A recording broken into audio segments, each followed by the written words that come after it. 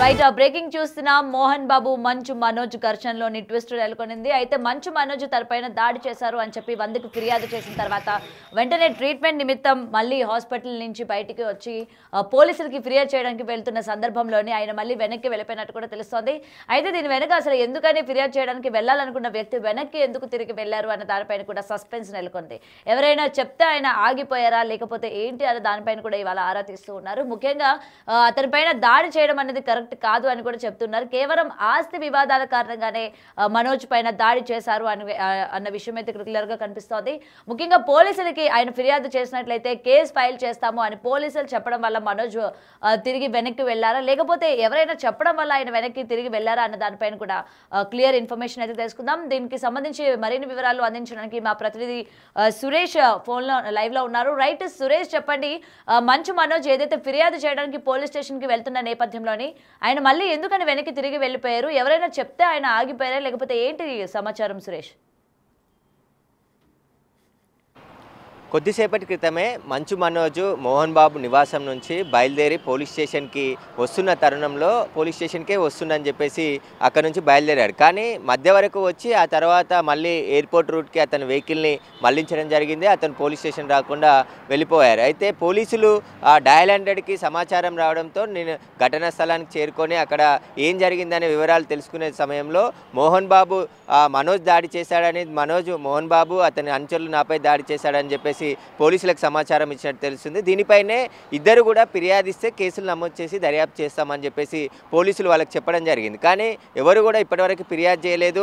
పోలీసులు డయల్ 100కి సమాచారం వచ్చింది కాబట్టి పెట్రోలింగ్ మొబైల్లో ఉన్న ఎస్ఐని అక్కడ మోహన్ బాబు నివాసానికి పంపించి అక్కడ ఏం జరిగిందనే వివరాలు తెలుసుకునే ప్రయత్నం చేశారు. కానీ అక్కడ గొడవ జరిగింది వాస్తవమే. ఆ గొడవ తర్వాతనే మనోజ్ డయల్ 100కి ఫోన్ చేసి తనపై దాడి జరిగింది, వెంటనే పోలీసులు రావాలని చెప్పేసి కాల్ చేశారు. ఆ కాల్ ద్వారా పోలీసులు పాడి షరీఫ్ పోలీస్ స్టేషన్కి జల్పల్లిలోని మోహన్ బాబు నివాసం వస్తుంది కాబట్టి ఆయన నివాసానికి వెంటనే పెట్రోలింగ్ మొబైల్లో ఒక ఎస్ఐతో పాటు 4 కానిస్టేబుల్ అక్కడికి చేరుకొని ఏం జరిగింది, అసలు గొడవ కారణాలు ఏంటి అనే దానిపై అక్కడ వివరాలు అడుగుతున్న సమయంలో మనోజ్ కూడా అక్కడే ఉన్నాడు. మనోజ్ తనపై దాడి చేశారు మోహన్ బాబు అనుచరులు వినయ్ అని చెప్పేసి చెప్పినట్టు తెలుస్తుంది. కానీ ఆ తర్వాత మోహన్ బాబు అక్కడ ఉండి పోలీసులకి మనోజే తనపై దాడికి పాల్పడ్డాడని చెప్పేసి ఆయన చెప్పడం. అంటే ఓవరాల్గా కాదు, ఖచ్చితంగా ఫిర్యాదు చేయండి, లిఖితపూర్వకంగా కంప్లైంట్ రాసివ్వండి అని చెప్పేసి పోలీసులు అడిగిన నేపథ్యంలో ఇప్పటి వరకు కూడా మోహన్ బాబు కానీ మంచు మనోజ్ కానీ ఫిర్యాదు చేయలేదు పోలీసులకి.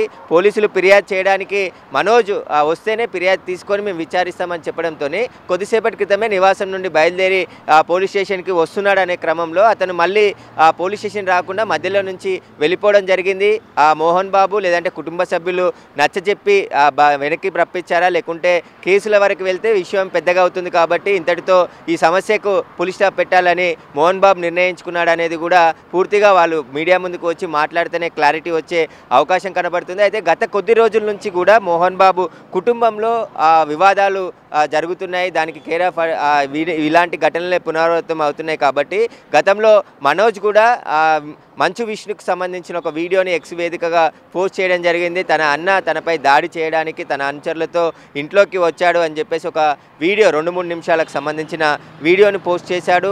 గతంలో నుంచి కూడా ఆస్తులకు సంబంధించిన వివాదం నడుస్తుంది. తాను వివాహం చేసుకున్నప్పటి నుంచి కూడా కొంచెం కుటుంబానికి దూరంగా ఉంటున్నాడని చెప్పేసి కూడా చెప్తున్నారు. అందులో భాగంగానే ఈరోజు మళ్ళీ ఆస్తులకు సంబంధించిన విషయంలోనే మాట్లాడుతున్న తరుణంలో ఒక్కసారిగా గొడవ జరిగి ఉంటుంది. ఆ గొడవల్లోనే మనోజ్కి మోహన్ బాబుకి మధ్య ఘర్షణ నెలకొని మనోజ్పై దాడి చేశాడని చెప్పేసి ఆయన ఫిర్యాదు చేశాడు. కానీ పోలీసులకి ఫిర్యాదు డయల్ 100 ద్వారా సమాచారం ఇచ్చారు. కానీ పోలీసులకి లిఖితపూర్వకంగా ఎలాంటి కంప్లైంట్ కూడా ఇప్పటివరకు రాసివ్వలేదు. ఒకవేళ ఫిర్యాదు ఇస్తే మేము పోలీసులము కేసు నమోదు చేసి దర్యాప్తు చేస్తామని చెప్పేసి పోలీసులు చెప్తున్నారు. కానీ మనోజ్ అని మళ్ళీ వెనక్కి రప్పించడానికి కుటుంబ సభ్యులే కారణమై ఉంటారు, లేదంటే ఈ వివాదాన్ని పెద్దది చేయకుండా మిగతా ఇప్పటికే పులి స్టాప్ పెట్టి కుటుంబ సభ్యుల్లో మాట్లాడుకుందామని మళ్ళీ రిటర్న్ పిలిచారనేది కూడా మనోజ్ మళ్ళీ మీడియా ముందుకు వచ్చి మాట్లాడితేనే తెలుస్తుంది. ఖచ్చితంగా ఈ వివాదం ఏదైతే పొద్దున్న నుంచి కూడా ఇద్దరి కుటుంబంకి సంబంధించిన మ్యాటర్ కదా అని చెప్పి అటు సినీ వర్గాల నుంచి కూడా అందుతున్న సమాచారం.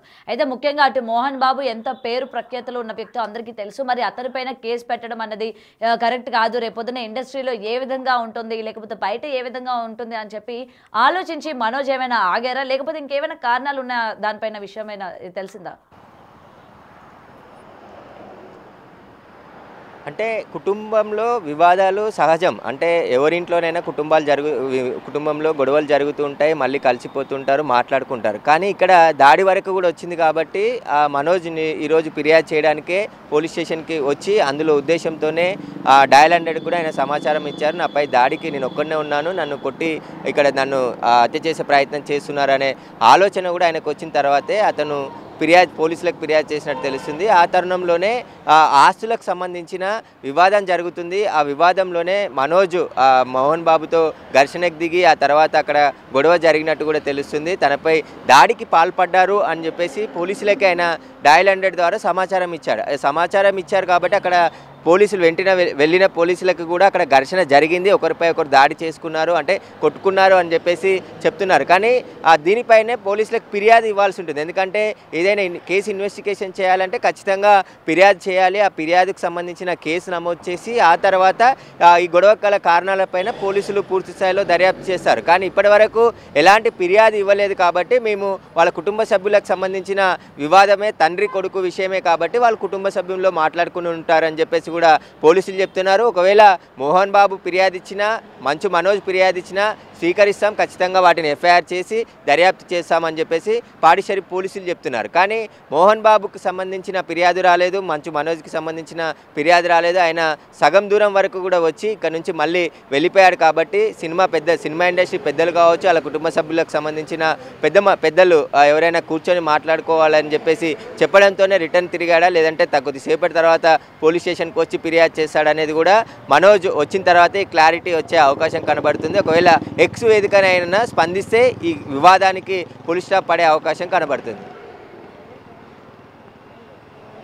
కూడా మనం చూస్తూ ఉన్నాం కదా, ఇటు మంచు మనోజ్ కావచ్చు, అలాగే మోహన్ బాబు ఇష్యూకి సంబంధించి కేసు పెట్టడానికి మంచు మనోజ్ వెళ్లే సందర్భంలోనే ఆయన మళ్ళీ వెనక్కి తిరిగి వెళ్ళడం కూడా జరిగింది.